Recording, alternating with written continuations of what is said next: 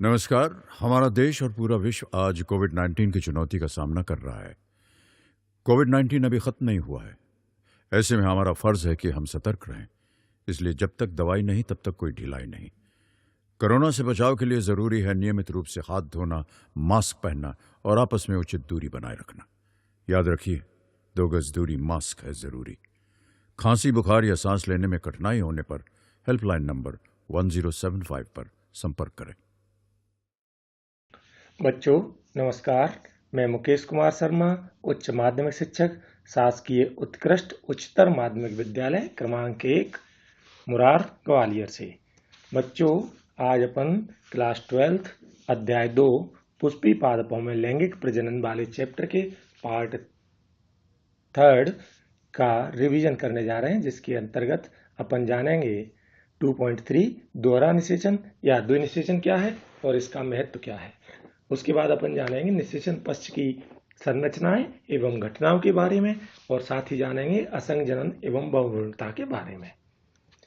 बच्चों जैसा कि अपन को पता है कि एमपी बोर्ड के ब्लूप्रिंट के अनुसार पहली यूनिट रिप्रोडक्शन या जनन से कुल 14 नंबर के क्वेश्चन आते हैं, जिसमें से एक एक नंबर के 4 क्वेश्चन और 2 नंबर का एक क्वेश्चन, 3 नंबर का एक क्वेश्चन और 5 नंबर के एक क्वेश्चन आता है। इस प्रकार से इस चैप्टर को अपन अध्ययन करते समय इस ब्लूप्रिंट का ध्यान रखेंगे और इससे संभावित प्रश्नों पर भी अपन चर्चा करेंगे। तो अपन अब शुरू करते हैं इस चैप्टर का रिवीजन। बच्चों जैसा कि अपन ने इस चैप्टर में पहले और दूसरे पार्ट में अपन अध्ययन कर चुके हैं कि बीजांड की संरचना कैसी होती है, फूल के कौन कौन से भाग होते हैं, और जहां जरूरत पड़ेगी उस पर भी अपन इसके दौरान चर्चा करेंगे। तो सबसे पहले अपन जानेंगे दोहरा निषेचन या द्विनिषेचन क्या होता है और इसका क्या महत्व होता है। बच्चों अपन जानते हैं कि जब एक बीजांड में पराग नलिका प्रवेश करती है तो वो जिस स्थान से प्रवेश करती है उसे अपन कहते हैं बीजांड द्वार। और जब बीजांड द्वार में पराग नलिका प्रवेश करती है तो उस पराग नलिका में उस समय 2 नर युग्मक उपस्थित होते हैं और ये दोनों नर युग्मक इस पराग नलिका के द्वारा कहां पर छोड़ दिए जाते हैं या मुक्त कर दिए जाते हैं। तो ये मुक्त कर दिए जाते हैं इस संरचना के अंदर। इस संरचना का नाम क्या है? एम्ब्रियो सेक या भ्रूण कोष।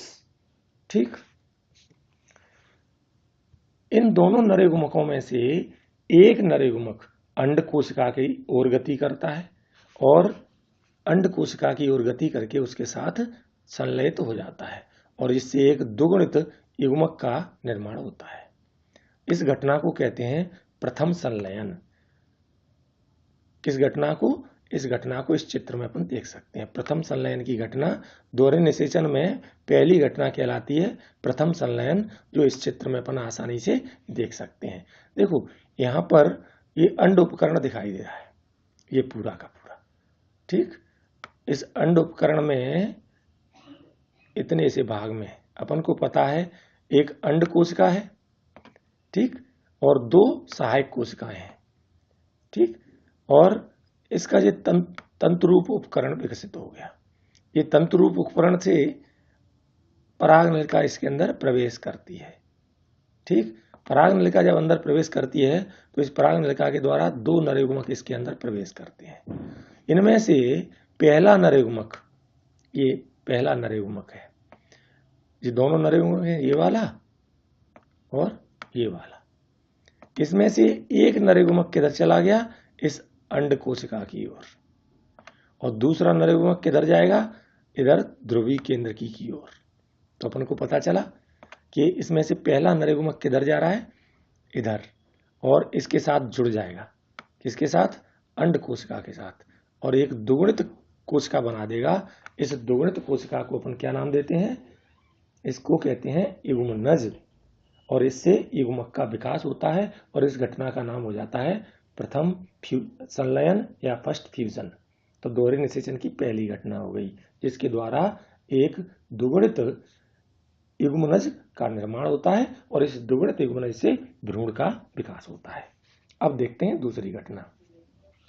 जैसा कि अपन ने देखा, जिसके परिणाम स्वरूप एक दुगुणित युग्मनज का या जायगोट का निर्माण होता है।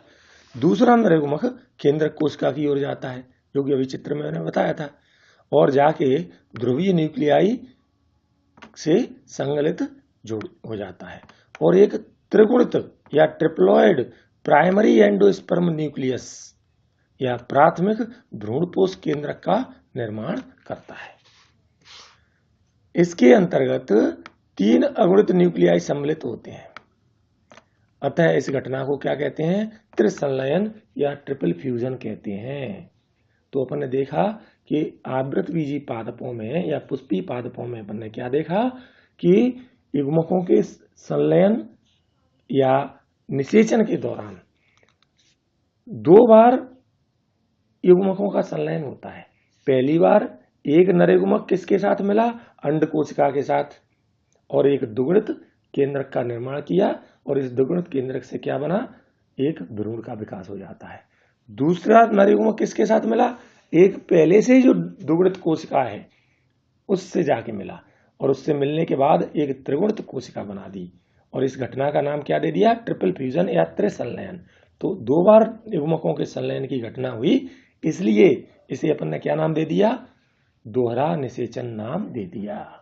बात समझ में आ गई? इस प्रकार अपन ने क्या देखा? भ्रूण कोश में 2 प्रकार के संलयन हुए। पहला क्या हुआ? युग्मक संलयन, और दूसरा क्या हुआ? त्रिसंलयन। बात समझ में आ गई? इसलिए इस घटना का क्या नाम हो गया? दोहरा निषेचन। अब दोहरे निषेचन का महत्व क्या है? दोहरे निषेचन का महत्व यह है कि दोहरे निषेचन के फलस्वरूप जो त्रिसंलयन की घटना होती है, इससे एक त्रिगुणित ऊतक का निर्माण होता है। इस त्रिगुणित ऊतक को अपन नाम देते हैं एंडोस्पर्म या भ्रूणपोष, जो कि विकसित हो रहे भ्रूण को पोषण प्रदान करने का काम करता है। तो ये डबल फर्टिलाइजेशन या दोहरे निषेचन का महत्व हुआ, जो कि पुष्पीय पादपों की एक अनूठी घटना है। त्रिसंलयन के पश्चात केंद्रीय कोशिका प्राथमिक भ्रूणपोष कोशिका बन जाती है तथा भ्रूणपोष के रूप में विकसित होने लगती है, जो कि मैंने बताया इस भ्रूणपोष के द्वारा विकसित हो रहे भ्रूण को पोषण प्राप्त होता है। ठीक है, जबकि युग्मनज एक भ्रूण के रूप में विकसित हो जाता है। तो इस प्रकार से अपन दोहरे निषेचन क्या है इसके बारे में जान सकते हैं, और दोहरे निषेचन के महत्व को भी आसानी से बता सकते हैं। तो ये प्रश्न अपना 3 नंबर में और 4 नंबर में दोनों में आ सकता है। इसमें जो चित्र हैं उनका भी अपन साथ में बनाकर दर्शा सकते हैं। और बायोलॉजी में इस बात का विशेष ख्याल रखना चाहिए, जहां पर संभावित हो वहां चित्र जरूर बनाने चाहिए। और बायोलॉजी का सीधा सिस्टम है, यदि आपको चित्र आ गया तो आपकी बायोलॉजी सरल हो जाएगी। बायोलॉजी को रटने की कोशिश मत करो, चित्रों के द्वारा उसको समझने की कोशिश करो तो आसान हो जाएगी। तो इसमें से 2-3 तरह के प्रश्न आ सकते हैं। ट्रिपल फ्यूजन क्या है या त्रिसंलयन क्या है, ये आ सकता है। इसका डबल फर्टिलाइजेशन क्या है या दोहरा निषेचन कैसे कहते हैं, ये आ सकता है। और इसका महत्व क्या है, ये भी पूछा जा सकता है। ठीक है, अब अपन जानेंगे निषेचन पश्च संरचनाएं एवं घटनाओं के बारे में। बीजांड के परिपक्व होकर बीज में बदलने तथा अंडाशय को फल के रूप में विकसित होने की सभी घटनाओं को सामूहिक रूप से निषेचन पश्च घटना के नाम से जाना जाता है। जैसे फर्टिलाइजेशन हुआ, निषेचन हुआ, और निषेचन के पश्चात जितनी भी घटनाएं होती हैं, जितने भी बीजांड में परिवर्तन होते हैं, इन पूरी घटनाओं को अपन ने क्या नाम दे दिया? निषेचन पश्च घटनाएं। इन निषेचन पश्च घटनाओं में अपन जानेंगे क्या क्या होता है। तो सबसे पहले अपन ने जैसा कि देखा था कि निषेचन के पश्चात भ्रूण का विकास होता है, भ्रूणपोष का विकास होता है। तो कैसे होता है इनके बारे में जानेंगे। और बीज कैसे विकसित होता है, फल बैग कैसे विकसित होता है, बीज क्या है, भ्रूणपोष क्या है, भ्रूण क्या है, इन सब घटनाओं के बारे में और इनकी संरचनाओं के बारे में अपन को जानना है। भ्रूणपोष के बारे में या एंडोस्पर्म के बारे में अपन जानते हैं। प्राथमिक भ्रूणपोष कोशिका जो कि ट्रिपल फ्यूजन या त्रिसंलयन के फलस्वरूप बनती है, ये प्राथमिक भ्रूणपोष कोशिका बार बार विभाजित होती है तथा एक त्रिगुणित भ्रूणपोष ऊतक की रचना करती है। जैसा कि अपन ने यहाँ देखा, ये लिखा हुआ है चित्र में प्राथमिक भ्रूणपोष केंद्रक। ये प्राथमिक भ्रूणपोष केंद्रक कैसा है? ये है 3n मतलब त्रिगुणित। एक प्रश्न आता है 1 नंबर में, एंडोस्पर्म या भ्रूणपोष कैसा होता है, द्विगुणित, त्रिगुणित, अगुणित, इस प्रकार से पूछा जाता है, तो अपन को उसका जवाब देना है, ये त्रिगुणित होता है। ठीक है। प्राथमिक भ्रूणपोष केंद्रक से भ्रूणपोष का विकास उत्तरोत्तर कई केंद्र की विभाजनों से गुजरकर मुक्त न्यूक्लियस के रूप में या मुक्त न्यूक्लियाई के रूप में होता है। भ्रूणपोष के विकास की इस अवस्था को फ्री न्यूक्लियर एंडोस्पर्म अर्थात मुक्त केंद्र की भ्रूणपोष कहते हैं। अपन ने क्या देखा कि ये केंद्र कई बार लगातार विभाजित होता जाए और केवल केंद्र कई केंद्रक बनते जाएं, तो इसको अपन क्या कहते हैं, फ्री न्यूक्लियर एंडोस्पर्म या मुक्त केंद्र की भ्रूणपोष के नाम से जानते हैं। जैसा कि अपन चित्र में देख रहे हैं कि केवल इससे एक केंद्रक से 2, 2 से 4, 4 से 8, इस प्रकार से केंद्रक से केंद्रक बनते चले जा रहे हैं, तो ये प्री न्यूक्लियर एंडोस्पर्म हो गया। कुछ में क्या होता है कि एक केंद्रक से 2 बने और इसके चारों ओर कोशिका भित्ति का निर्माण हो गया, ऐसा भी होता है। तो ये देखो, इसके सापेक्ष कोशिका भित्ति की रचना ले लेती है। मतलब कभी कभी क्या होता है कि तुरंत न्यूक्लियस बनने के बाद या न्यूक्लियाई बनने के बाद उसके ऊपर कोशिका भित्ति बन जाती है और भ्रूणपोष कोशिकीय बन जाता है। मतलब इसे कहते हैं अपन सेलुलर एंडोस्पर्म या कोशिकीय भ्रूणपोष। कोशिकीकरण से पहले मुक्त न्यूक्लियाई की संख्याओं में व्यापक भिन्नता होती है। एक कच्चे नारियल का पानी जिससे आप परिचित हैं, और वो और कुछ नहीं है बल्कि एक मुक्त केंद्र की या फ्री न्यूक्लियर भ्रूणपोष होता है जिसमें हजारों न्यूक्लियाई होते हैं। इसके आसपास का सफेद गूदा या जिसे गिरी कहते हैं, वो क्या है, वो कोशिकीय प्रकार का भ्रूणपोष है। तो एक नारियल जो होता है जिसको अपन फोड़ते हैं तो उसमें पानी भी निकलता है और उसमें गूदा भी निकलता है। तो इसमें दोनों प्रकार के एंडोस्पर्म या भ्रूणपोष देखने को मिल जाते हैं। पानी वाला हिस्सा जो बीच में भरा रहता है, इसमें यहाँ पे इस बीच वाले हिस्से में भरा होता है, वो क्या है, न्यूक्लियर प्रकार का भ्रूणपोष है। और जो गिरी होती है इसकी, जिसको अपन खाते हैं, गूदा होता है, वो क्या है, कोशिकीय प्रकार का भ्रूणपोष है। ठीक है। बीज के परिपक्व होने से पहले भ्रूणपोष पूरी तरह से विकासशील भ्रूण द्वारा उपभोग कर लिया जाता है या फिर परिपक्व बीज में विद्यमान रहता है और इसे बीज अंकुरण के समय इस्तेमाल किया जाता है। जैसा कि चित्र में अपन देख सकते हैं। देखो यहाँ पे अपन देख रहे हैं, ये वाले जो बीज है, ये वाला बीज है द्विबीजपत्री बीज, जिसमें अपन को 2 बीज पत्र देखने को मिल रहे हैं। एक बीज पत्र ये है और दूसरा बीज पत्र ये है। इसमें भ्रूणपोष अनुपस्थित है। जबकि अरंडी भी एक द्विबीजपत्री पादप है। ये अरंडी का बीज देख रहे हैं अपन। इस द्विबीजपत्री पादप में अपन भ्रूणपोष देख सकते हैं। ये बीज पत्र है, इसके बीच में ये बीज पत्र है यहाँ और यहाँ। इन बीज पत्रों के चारों ओर ये भ्रूणपोष अपन आसानी से देख सकते हैं। तो ये भ्रूणपोषी बीज हो गया। जबकि ये एक बीजपत्री बीज है मक्का का। इसमें अपन क्या देख रहे हैं, इसमें अपन देख रहे हैं कि ये भ्रूणपोष देखो ये भरा पड़ा है और इसमें भी भ्रूणपोष ये भरा पड़ा है। तो दोनों प्रकार के बीज अपन देख सकते हैं। जब बीज के अंदर भ्रूण का विकास हो रहा होता है तो उसको उपभोग कर लिया गया, तो भ्रूण उसमें बीज पत्र उसमें परिपक्व बीज में भ्रूणपोष अनुपस्थित होगा। और जिसमें उपभोग नहीं होगा एम्ब्रियो या भ्रूण के विकास के दौरान, तो उसमें भ्रूणपोष उपस्थित होगा। ठीक है। अब अपन जानेंगे भ्रूण के बारे में। भ्रूण या एम्ब्रियो क्या है।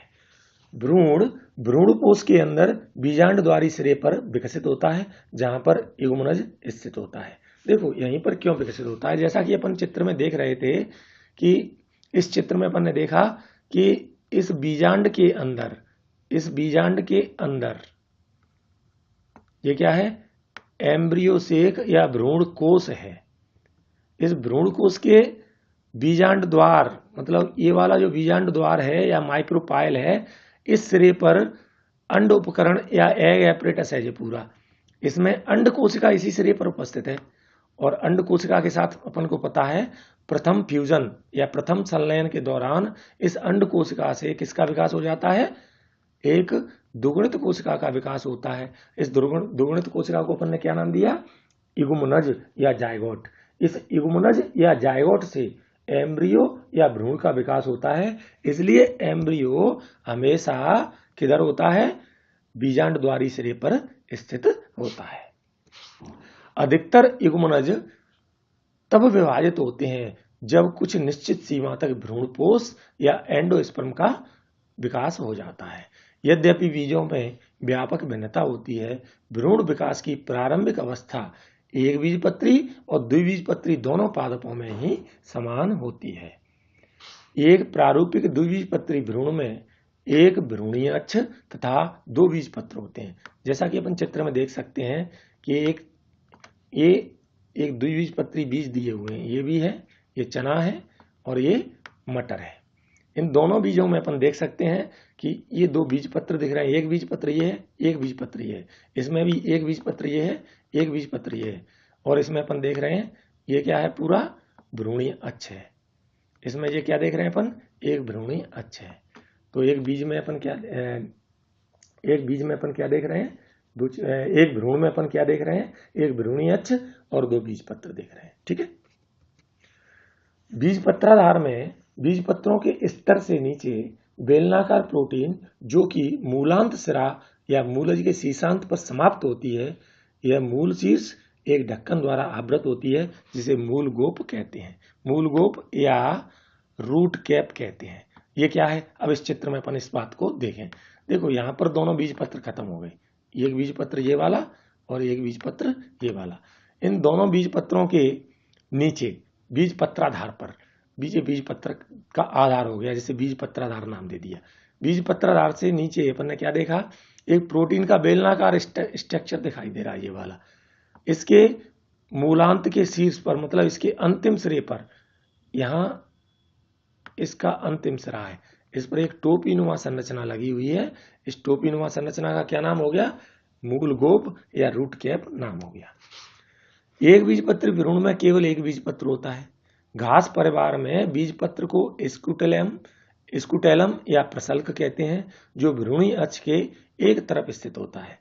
इसके निचले सिरे पर भ्रूणीय अक्ष में एक गोलाकार और मूल आवरण एक बिना विभेदित परत से आवृत होता है, जिसे कोलियोराइजा या मूलांकुर चोल कहते हैं। स्कूटेलम के जुड़ाव के स्तर से ऊपर भ्रूणीय अक्ष के भाग को बीजपत्रोपरिक कहते हैं। बीजपत्रोपरिक में प्ररोह शीर्ष तथा कुछ आदिकालिक पर्ण होते हैं जो एक खोखला पर्णीय संरचना को घेरते हैं, जिसे प्रांकुर चोल कहते हैं। देखो ये इसका बीजपत्रोपरिक हो गया, ये ठीक है। इस बीजपत्रोपरिक में अपन ने क्या देखा, इसमें एक प्ररोह शीर्ष दिखाई दे रहा है, जैसे अपन ये प्रांकुर लिखा हुआ है, यहाँ पर ये क्या हो गया, प्ररोह का शीर्ष हो गया। यहाँ पर कुछ पर्ण होते हैं, मतलब पत्तियां होती हैं जो अंकुरण के समय बाहर निकलती हैं। ठीक है। और इस पूरी संरचना को अपन ने क्या नाम दे दिया, प्रांकुर चोल नाम दे दिया। ठीक है। अब अपन जानेंगे बीज क्या है, एक बीजपत्री और द्विबीजपत्री बीज की संरचना के बारे में भी जानेंगे। देखो बीज क्या होता है, जब अपन ने बीजांड की संरचना देखी तो उसमें अपन ने क्या देखा, पूरा का पूरा बीजांड एक आवरण द्वारा घिरा होता है, जिसे अपन ने क्या नाम दिया था, बीजांड आवरण या इंटेग्यूमेंट। तो इंटेग्यूमेंट के अंदर का मतलब पूरा का पूरा जो बीजांड होता है वो बीज में परिवर्तित हो जाता है। ठीक है। तो आवृत बीजियों में लैंगिक जनन का अंतिम परिणाम बीज होता है। इसको प्राय एक निषेचित बीजांड के रूप में वर्णित किया जाता है। बात समझ में आ गई, क्या है बीज, क्या है, एक निषेचित बीजांड या परिपक्व बीजांड है। बीज फलों के अंदर पैदा होते हैं। एक बीज में विशिष्ट रूप से बीज आवरण, बीज पत्र और एक भ्रूण अक्ष होता है। देखो अपन ने देखा था कि एक भ्रूण में दो चीज थी, क्या था, बीज पत्र और भ्रूणीय अक्ष। और बीज के अंदर क्या है, एक आवरण है और भ्रूण है, और भ्रूण दो चीजों से बना है, बीज पत्र और भ्रूणीय अक्ष। तो बात समझ में आ गई, बीज में मुख्यतः दो चीजें हैं, बीज का आवरण और भ्रूण दो चीजों से मिलकर बना है, बीज पत्र और भ्रूणीय अक्ष। क्लियर हो गया। भ्रूण का बीजपत्र एक सरल संरचना होती है, प्राय आरक्षित आहार भंडारण के कारण फूली हुई एवं स्थूल होती है। परिपक्व बीज एल्ब्यूमिनस रहित हो सकता है। इस एल्ब्यूमिनस रहित या गैर एल्ब्यूमिनस बीजों में अवशिष्ट भ्रूणपोष नहीं होता, क्योंकि भ्रूण विकास के दौरान यह पूर्णतः उपभोक्त कर लिया जाता है, जैसे कि मटर और मूंगफली, या कह सकते हैं अधिकांश द्विबीजपत्री पादप। जैसा कि अपन ने पहले चर्चा की थी कि बीज दो प्रकार के हो सकते हैं, किसके आधार पर? भ्रूणपोष की उपस्थिति और अनुपस्थिति के आधार पर। जिनमें भ्रूण अनुपस्थित होता है उनको अपन ने क्या नाम दिया था? गैर एल्ब्यूमिनस या एल्ब्यूमिनस रहित बीज। ठीक है, क्यों? क्योंकि भ्रूण के विकास के दौरान इसका जो भ्रूणपोष है उसका उपभोग कर लिया गया है। एल्ब्यूमिनस बीजों में भ्रूणपोष का कुछ भाग शेष रह जाता है, क्योंकि भ्रूण विकास के दौरान इसका पूर्णतः उपभोग नहीं हो पाता, जैसे कि गेहूं है, मक्का है, बाजरा है। मैंने बताया कि अधिकांश एक बीजपत्री पादप, लेकिन कुछ द्विबीजपत्री पादप जैसे अरंड या अरंडी जो होता है, जिसे कैस्टर कहते हैं इंग्लिश में, वो कैसा है? द्विबीजपत्री तो है, लेकिन इसमें भ्रूणपोष उपस्थित होता है, जो कि चित्र में अपन आसानी से देख सकते हैं। इसमें भ्रूणपोष देखो यहाँ भरा हुआ है, साइड में ये भ्रूणपोष भरा हुआ है, पूरे में इधर भरा हुआ है ये। ठीक है, चारों तरफ भ्रूणपोष भरा हुआ है, और इस एक बीजपत्री में अपन देख सकते हैं कि भ्रूणपोष भरा हुआ है। ठीक है, बीजांड का अध्यावरण बीज के ऊपर एक सख्त संरचनात्मक आवरण बन जाता है। बीज के आवरण में बीजांड द्वार एक छोटे छिद्र के रूप में रह जाता है। बीज अंकुरण के समय यह ऑक्सीजन एवं जल के प्रवेश को सुगम बना देता है। देखो, किसी बीज को तोड़ें, जैसे चने के बीज को तोड़ें, तो उसके ऊपर एक हार्ड कवरिंग निकलती है, एक कवर निकलता है। इस कवर को, वो कवर क्या है? बीज आवरण है। और इस बीज आवरण का किससे विकास हुआ? अध्यावरण या इंटेग्यूमेंट के द्वारा। बीजांड की जो अध्यावरण या इंटेग्यूमेंट है, उसने क्या बना दिया? बीज आवरण। ठीक है, और इसमें जो माइक्रोपाइल या उसका जो छिद्र था, बीजांड द्वार, उस बीजांड द्वार उसमें बीज के ऊपर एक छोटे से छिद्र के रूप में दिखाई देगा। और उसका क्या उपयोग है? जब बीज अंकुरित होता है उस समय इसमें से आसानी से ऑक्सीजन और जल प्रवेश कर जाता है। जैसे जैसे बीज परिपक्व होता जाता है, उसके अंदर जल की मात्रा घटने लगती है तथा बीज अपेक्षाकृत शुष्क हो जाता है, जिसके फलस्वरूप सामान्य उपापचयी या चयापचयी क्रियाएं, या जिन्हें मेटाबॉलिक एक्टिविटीज कहते हैं, धीमी पड़ने लगती हैं। भ्रूण, जिससे क्या होता है? जो भ्रूण या एम्ब्रियो है वो निष्क्रियता की दशा में आ जाता है, और इसे कहते हैं सीड डोरमेंसी या बीज प्रसुप्ति। तो याद रखना, एक प्रश्न आ सकता है 2 नंबर में, बीज प्रसुप्ति किसे कहते हैं या सीड डोरमेंसी किसे कहते हैं? तो जवाब क्या होगा कि जैसे जैसे बीज परिपक्व होता है उसके अंदर पानी की मात्रा कम हो जाती है और बीज शुष्क हो जाता है। पानी की मात्रा कम हो जाने की वजह से बीज के अंदर भ्रूण की जो उपापचयी क्रियाएं होती हैं वो कम हो जाती हैं और भ्रूण निष्क्रिय हो जाता है। इस घटना को क्या कहते हैं? बीज प्रसुप्ति कहते हैं। जैसे जैसे बीजांड परिपक्व होकर बीज बनते हैं, उस अंडाशय एक फल के रूप में विकसित हो जाता है। अर्थात बीजांड का बीज के रूप में तथा अंडाशय का फल के रूप में रूपांतरण एक साथ होता है। देखो, प्रश्न आता है फल क्या है? तो जवाब क्या हो जाएगा? परिपक्व अंडाशय क्या है? फल है। बीज क्या है? तो अपन को पता है परिपक्व बीजांड फील है, बीजांड बीज है। क्लियर हो गई बात? अब आगे बढ़ते हैं। अंडाशय की दीवार फलभित्ति या फल की दीवार के रूप में विकसित हो जाती है, जिसे फलभित्ति कहते हैं। फल अमरूद, आम, संतरे आदि की भांति गूदेदार हो सकते हैं, अथवा मूंगफली या सरसों की भांति शुष्क भी हो सकते हैं। देखो, 2 तरह के फल हो सकते हैं। प्रश्न आ सकता है शुष्क फल तथा गूदेदार फल से या सरस फल से क्या समझते हो? तो देखो, यहाँ पे जवाब देना है अपन को। ये भी 2 नंबर का प्रश्न है, शुष्क फल या सरस तथा सरस फल से क्या समझते हो?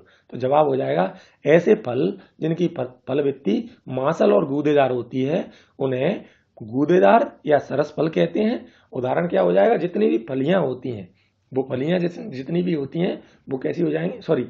जितने भी फल होते हैं, कौन से वाले? मांसल फल, जिन्हें अपन खा जाते हैं। जैसे अमरूद है, आम है, संतरा है, तो ये कैसे हो गए? मांसल या सरस फल हो गए। और शुष्क फल हो जाएंगे, जितनी भी फलियां होती हैं वो शुष्क फल हो जाएंगी, क्योंकि उनकी जो फल भित्ति है वो कैसी है? सूखी हुई है। उनके बीजों को अपन खाते हैं। ठीक है, बहुत सारे फलों ने अपने बीजों के प्रक्षेपण हेतु विविध प्रक्रिया या विधियां विकसित कर ली हैं। परिक्षेपण मतलब बिखेरने, दूर दूर तक बिखेरने की। आप फलों के वर्गीकरण एवं उनके परिक्षेपण की क्रियाओं को याद करें, जिसे आपने पहले ही कक्षाओं में पढ़ा होगा, 11th में बच्चों को तुमने पढ़ा है। क्या एक अंडाशय के अंदर बीजांड की संख्या तथा फलों के अंदर बीजों की संख्या के बीच कोई संबंध होता है? यदि 11th की किताब में देखोगे तो ये सब चीजें तुम्हें मिल जाएंगी। अधिकतर पादपों में जब तक अंडाशय से फल विकसित होता है, उसके अन्य पुष्पीय अंश जैसे बाह्य दल है, पुंकेसर हैं, ये अपहासित होकर झड़ जाते हैं।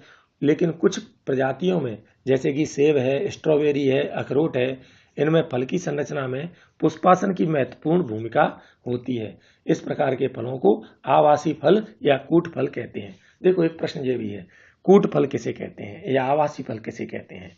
तो ऐसे फल जिनका विकास मुख्यतः किससे होता है, या ऐसे फल जिनमें फल की जो पुष्पासन होता है उससे फलनुमा संरचना का विकास हो जाता है, ऐसे फलों को अपन क्या कहते हैं? आवासी फल या कूट फल कहते हैं। तो उदाहरण याद रखना, आवासी फल का है सेब है, स्ट्रॉबेरी है, अखरोट है, नाशपाती है, ये सभी क्या है? आवासी फल की श्रेणी में आते हैं। ये प्रश्न भी 2 नंबर में आ सकता है। अधिकतर फल केवल अंडाशय से विकसित होते हैं और इन्हें यथार्थ फल या वास्तविक फल के नाम से जाना जाता है। यद्यपि अधिकतर प्रजातियों में फल निषेचन का परिणाम होते हैं, परंतु कुछ ऐसी प्रजातियां भी हैं जिनमें बिना निषेचन के फल विकसित होते हैं। ऐसे फलों को अनिषेक जनित फल कहते हैं। इसका एक उदाहरण केला है। एक प्रश्न ये भी आता है 2 नंबर में, अनिषेक फलन किसे कहते हैं या अनिषेक फल क्या है? तो दोनों का ही जवाब क्या हो जाएगा? ऐसे फल जिनका विकास बिना निषेचन के हो जाता है उनको अपन अनिषेक फल कहते हैं, और इस घटना को अनिषेक जनित फलन या अनिषेक फलन के नाम से जानते हैं। अनिषेक फलन को वृद्धि हार्मोन के प्रयोगों से भी प्रेरित किया जा सकता है और इस प्रकार के फल बीज रहित होते हैं। तो ये प्रश्न भी आता है कि बीज रहित फलों को कैसे विकसित किया जाता है? तो इसको अभी जवाब अपन दे सकते हैं। इसका उदाहरण केला है। तुमने कुछ अंगूर भी खाए होंगे जिनमें बीज नहीं होते। तो इस प्रकार से कृत्रिम विधियों द्वारा भी अपन अनिषेक फलन के द्वारा बीज रहित फलों का विकास कर लेते हैं। बीज आवृत बीजियों में अनेक लाभ प्रस्तावित करते हैं। बीज नए पर्यावासों में प्रसारण हेतु बेहतर अनुकूलित रणनीतियों से युक्त होते हैं तथा प्रजाति को अन्य क्षेत्रों में बसने में मदद करते हैं। जैसा कि इनमें पर्याप्त आरक्षित आहार भंडार होता है, अल्पवयस्क नवोद्भिद को तब तक पोषण देते हैं जब तक कि वह स्वयं की प्रकाश संश्लेषण न करने लगे। युवा भ्रूण को कठोर बीज आवरण संरक्षण प्रदान करता है। लैंगिक प्रजनन का उत्पाद होने की वजह से ये नवीन जेनेटिक संपाक को पैदा करते हैं जो विविधता का रूप ले लेते हैं। तो इस प्रकार से बीज कई प्रकार के लाभ प्रदान करता है। बीज हमारी कृषि का आधार है। बीज के भंडार हेतु परिपक्व बीज का निर्जलीकरण एवं प्रसुप्ति बहुत ही महत्वपूर्ण है, जिसे पूरे वर्ष भर खाद्यान्न के रूप में इस्तेमाल किया जा सकता है तथा अगले मौसम के लिए फसल के रूप में भी उगाया जा सकता है। तो अब अपन जानेंगे असंजनन एवं बहुभ्रूणता के बारे में। तो असंजनन क्या है? सामान्य तौर पर बीज निषेचन के परिणाम है, परंतु कुछ एक पुष्पी पादपों जैसे कि एस्ट्रेसिया तथा घासों ने बिना निषेचन के ही बीज पैदा करने की प्रक्रिया विकसित कर ली है। इस घटना को असंग जनन के नाम से जाना जाता है। असंग जननी बीजों के विकास के सैकड़ों तरीके हैं। कुछ प्रजातियों में दुगुणित अंड कोशिका का निर्माण बिना अर्धसूत्री विभाजन के होता है, जो बिना निषेचन के ही भ्रूण में विकसित हो जाता है। अब जानेंगे अपन बहुभ्रूणता के बारे में। प्राय कई अवसरों पर, जैसा कि बहुत सारे नींबू वंश या सिट्रस वंश तथा आम वंश की किस्मों में भ्रूण कोश के आसपास बीजांड की कुछ कायिक कोशिकाएं विभाजित होने लगती हैं तथा भ्रूण के रूप में विकसित हो जाती हैं। इस प्रकार की प्रजातियों में प्रत्येक बीजांड में अनेक भ्रूण होते हैं। एक बीज में एक से अधिक भ्रूणों की उपस्थिति को बहुभ्रूणता या पॉलीएम्ब्रियो के नाम से जानते हैं। तो इस प्रकार से अपन बता सकते हैं बहुभ्रूणता या पॉलीएम्ब्रियोनी क्या है। जब एक बीज के अंदर एक से अधिक भ्रूण उपस्थित होते हैं तो इसे अपन बहुभ्रूणता या पॉलीएम्ब्रियोनी कहते हैं। और इसके साथ ही ये चैप्टर समाप्त होता है। Thank you. किशोरावस्था संबंधित समस्याओं के परामर्श हेतु समर्पित उमंग किशोर हेल्पलाइन के टोल फ्री नंबर 144225 पर संपर्क करें।